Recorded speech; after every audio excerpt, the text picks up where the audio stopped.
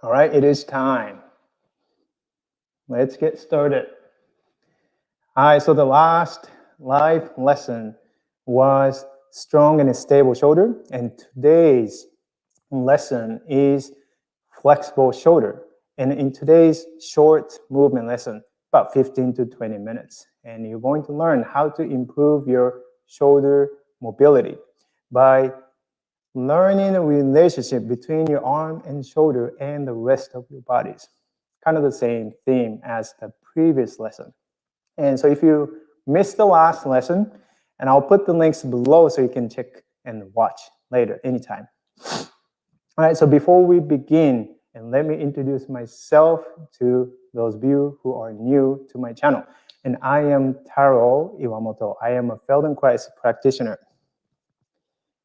With the various movement backgrounds, I help people overcome and then move beyond pain and limitations.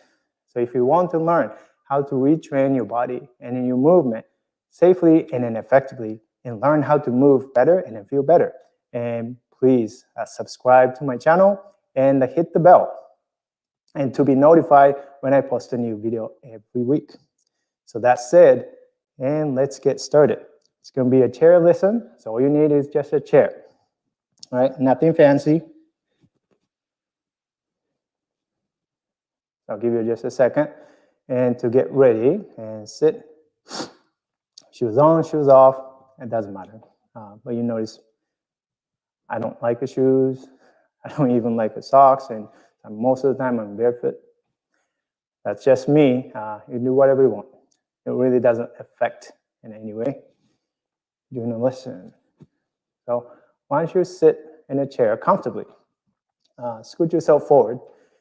And as a general rule, when you're doing a sitting chair lesson, I like to sit more the front of the chair. And so there is a room and more freedom for the hips to move. When you're sitting all the way back, it kind of limits your mobility and ability to move in all different directions. So I like to sit a little bit more front. If you got the back rest, make sure you move away from the back rest. And sit comfortably. You don't have to make an effort to sit upright. Just sit comfortably. Okay, and make sure that your feet are flat on the ground. So your feet are not hanging, not crossing like that. The reason why that makes a difference is when you're sitting like this, you really don't have a good foundation to move. So just to have your feet flat on the ground. All right, and let's begin with the reference movement. So we're going to pick a right side, but if you want to do with the left side, it doesn't matter. But I'm just going to use my right side.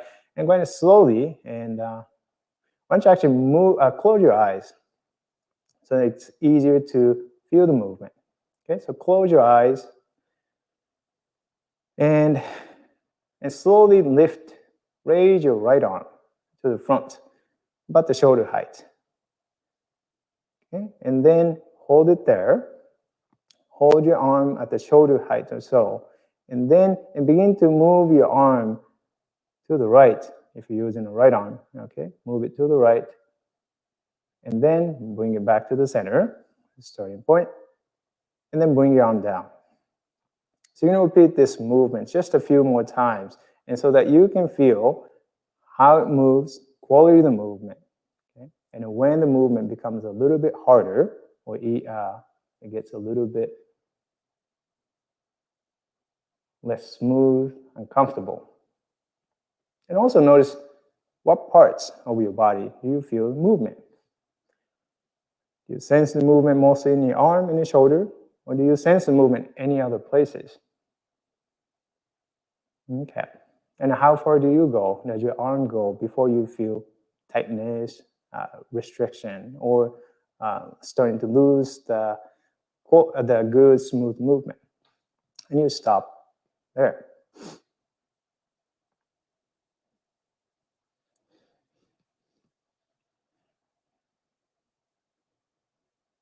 All right, so the next, when you raise your arm to shoulder height, and take a look at your hand, take a look at your wrist. How are you holding your hand? Okay? Are you extending your wrist, extending your fingers? It's not necessary. So let your hand and the fingers fall and drop. Okay, so it's kind of lazy hand, soft hand, what I call. Okay, and then bring your arm down. So just to get used to just holding your arm, raising your arm without working your wrist and the hand so much. Okay, lift it, shoulder height. Okay, and hold it there about 90 degrees in front of you. And with your eyes, and take a look at your hand. And then as you begin to move your arm, right arm, to the side, to the right, follow with your eyes and then follow with your head. So as the hand turns to the right, your head also turns. Your eyes are constantly looking at your right hand and then coming back together. And do that a few times slowly. It's always better to move slowly so that it's easier to really tune into your body. You move fast, it's hard to really feel anything. You go slow, then you can really tell when the movement quality changes, when the movement becomes difficult. And you stop there. You don't force it. When your arm gets tired, lower your arm down and take a pause. Do at your own pace. You don't have to do at the same pace as I do. And you can always watch this video later. It's recorded, it's available to you, so you can do it later. And when you watch it later, you can stop and pause, and so that you can pace yourself. I'm going to do it again.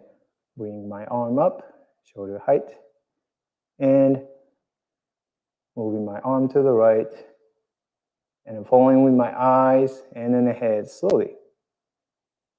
Okay, so how does that change the movement?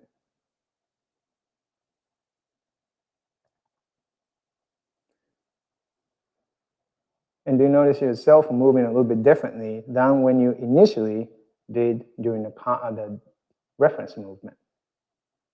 Here and down. We're just going to do one more time. Raise your arm, right arm, shoulder height, soft hand. Slowly turn your arm to the right and follow with your head and eyes. And stay there. Stay there. And without moving your arm, and turn your head back to the middle, and turn your head to the right, to the middle, a few times.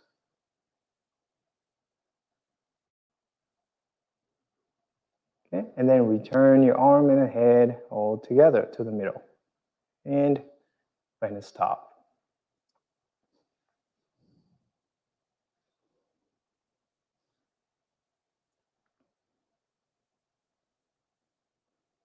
And then a quick reference check movement. Okay, bring your arm, right arm to the shoulder height, and begin to turn your arm to the right and come back only once. And lower your arm down.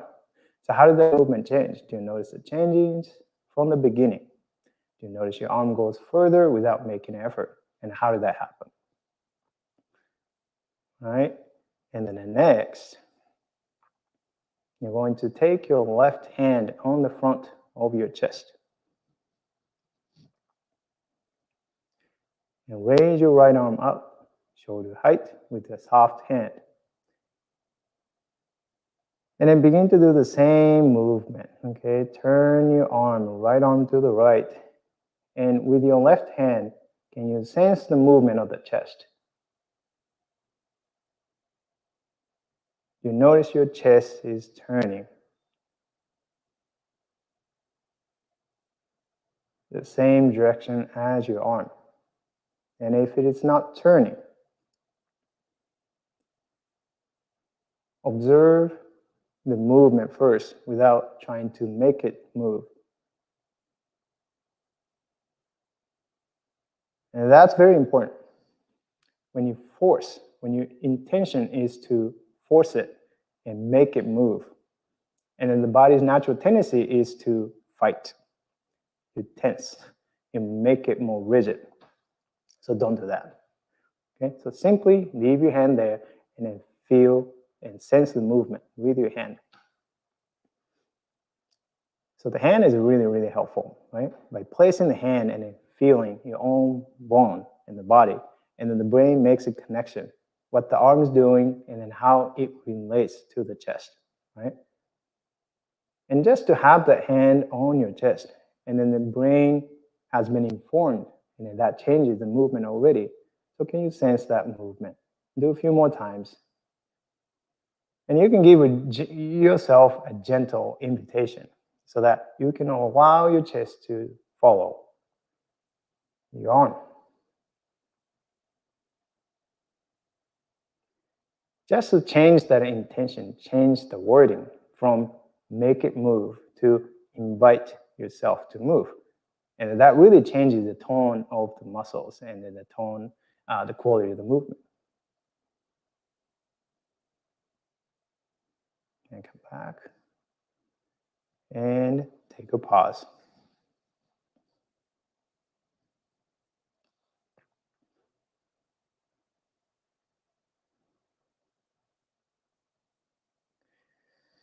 And let's find your rib cage. So left side with your left hand. Any part, you pick. Okay. Just place your left hand on your rib cage on the left side comfortably. Don't press it, just leave your hand there. Bring your right arm up, shoulder height, easily. And then, similar to what you did, but with your left hand, this time you're observing the movement of your left side of the rib cage and then how it relates to your right arm. Okay? As you move your right arm to the right, and then come on back. Notice what happens. First, observe.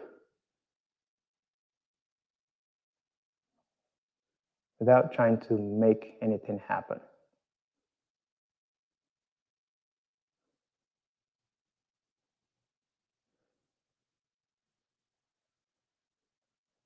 Then if you don't feel any participation of the movement of your rib cage, so it's not so much of that relationship or feels like disconnected, then give yourself a permission.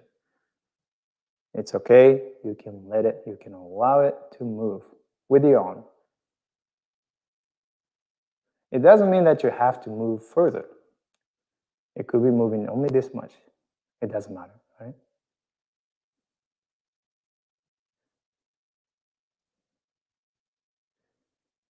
Yeah, so this is about that informing your nervous system. It is about the learning of the brain, okay? So the brain learning and taking in information. So it has nothing to do with how big the movement you do. Even the smallest and tiniest movement, if the brain recognizes and then it sees that patterns and the connections, makes a change. All right, notice any changes yet? And bring your arm down and take a rest.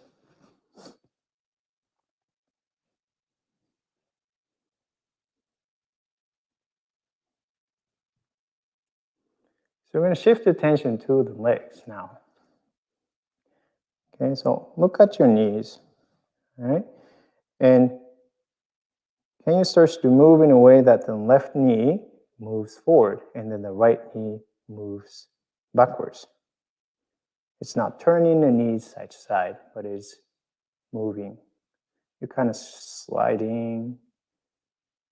So how does that happen? So how can you move your left knee forward and then move the right knee backwards?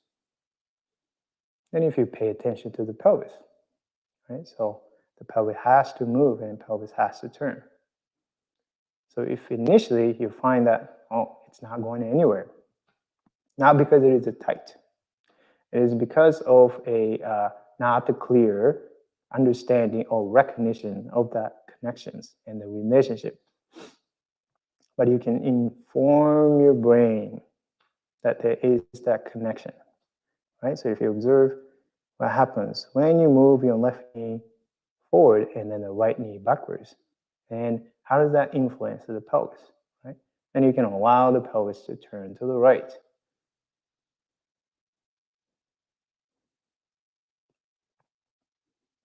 Okay? And as the movement becomes more clear,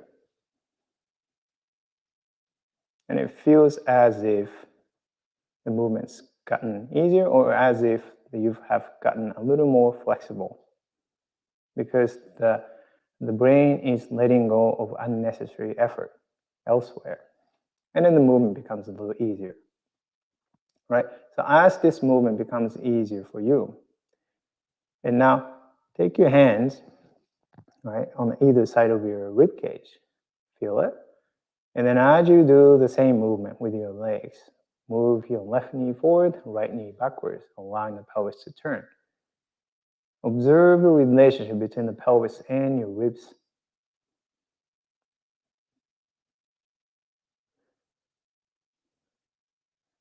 You notice your rib cage moving similarly to your pelvis. As the pelvis is turning, you feel the rib cage is also turning. And if it's not turning, again, give yourself invitation or permission. Allow it to turn.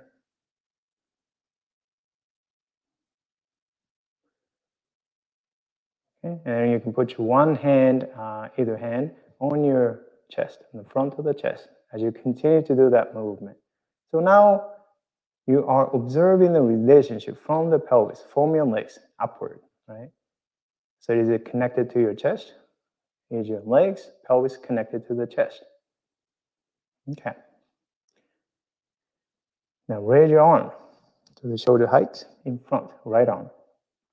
And then now you shift your attention to your legs, and then you begin to do the same movement of moving your left knee forward, moving your right knee back, allowing the pelvis to turn to the right. Then as you do that simultaneously, turning your arm to the right and then back and come back. And so can you do the movement in a way that almost that you are initiating and then moving your arm from your legs, from your pelvis?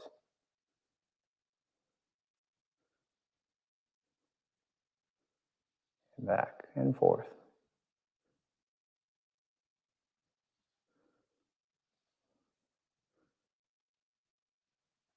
Okay, and when you move your right arm to the right and stay there, and see how far you are turning now. How far is your arm turning?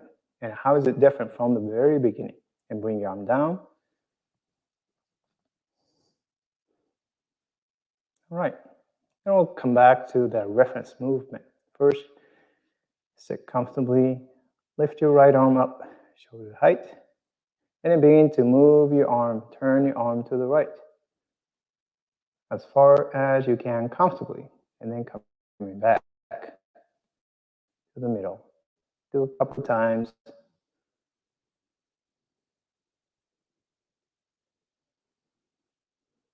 And bring your arm down. So how did it change from the beginning to the end? So you can comment below. And what was your experience? How is it different from the beginning to the end? Also, how helpful this lesson was for you.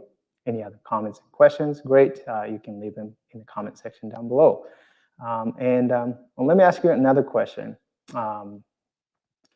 What's the difference or differences between mobility and the stability? And do you think in order to gain mobility, you need to compromise stability or vice versa, right? I think there is a misunderstanding about the concept of the stability and the mobility, that you have to compromise one in order to gain the other one. But if you did the last lesson, the stable shoulder, and stable and strong shoulder, right? So how did you gain stability of the shoulder, right? Not through the strengthening exercises, but by improving the relationship between your arm and the rest of the bodies. And how did you gain mobility of your arm and in the shoulder in this lesson? not because you stretch the muscles, but by understanding the relationships between your arm and the rest of the body.